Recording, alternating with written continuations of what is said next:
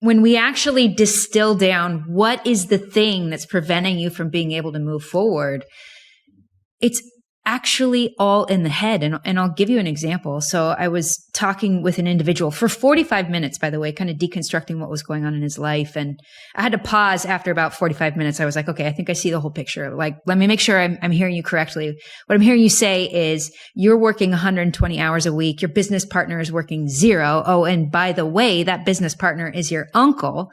And so to separate from your partner would send your mom into a mental health break into the hospital.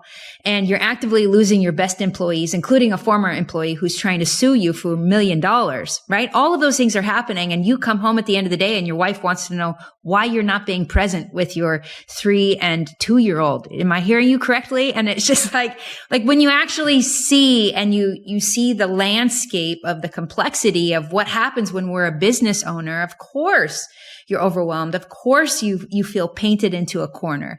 And, this particular entrepreneur that I was telling you about, he was riddled with constraint, right? If I separate from my business partner, that sends out this domino effect that puts my mom in the hospital, right? If I, really take up the reins with the team, I'm going to keep losing my best employees. I'm driving them away right now because I'm pushing them really hard. And so everything was so tightly wound that it was nearly impossible to make any moves. And so what he ended up doing, which is what so many hardworking, disciplined entrepreneurs do, is he just continued to add things to his plate and put things on his shoulders, which had him, like I said, working 120 hours a week. And it feels like there's no way out of this.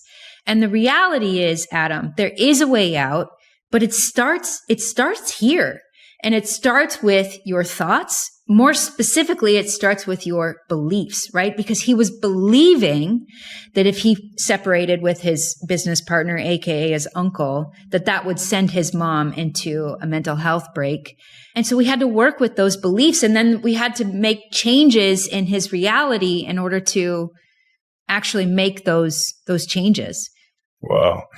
So it's funny how many things are perception. And, you might have heard the story. They have this kind of like a mythic story. They say it's like the story of the Chinese farmer, where there's a farmer, and he has all these horses, and the horses break away, and they like one of his major horses like breaks away and runs away and disappears.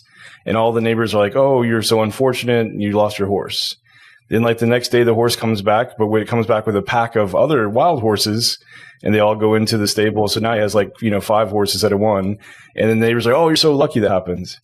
And then his son breaks his leg, trying to get the horse, shoot or whatever. And they're like, "Oh, you're so unfortunate. Your son broke your leg." Then the military comes and drafts all able-bodied young men for the military. And because he has broken leg, he was left out. And now he's fortunate again. So you have this kind of up and down. But it's amazing how much of our life is based on these perspectives. And many times we don't really know that's true. And I love that example you gave, because just like that guy, he's assuming his mom would go into this mental, breakdown or whatever. But the reality is, I wonder if he even ever talked to her about it. Right. And see, that was part of the issue. He was too afraid to talk to her about it because he believed she was so delicate and fragile.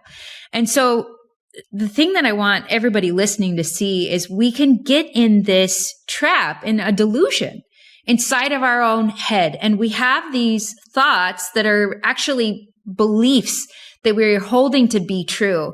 And because we hold those to be true, it becomes these if then chain reaction in our head.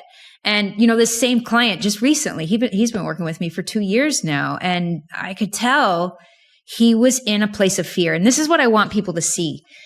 These beliefs can fit into one of two camps, okay? Our beliefs.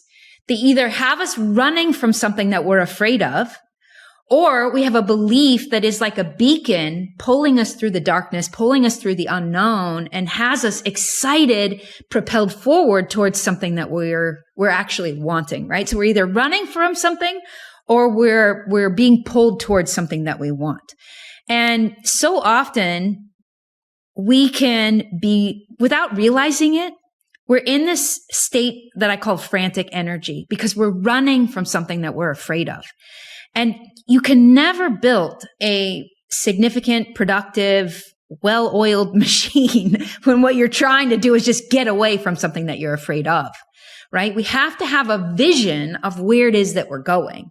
And he was in this place where he was just continually running from hurting his mom, running from, hurting his employees, right? And therefore taking on too much on his plate, running from upsetting his wife and his kids.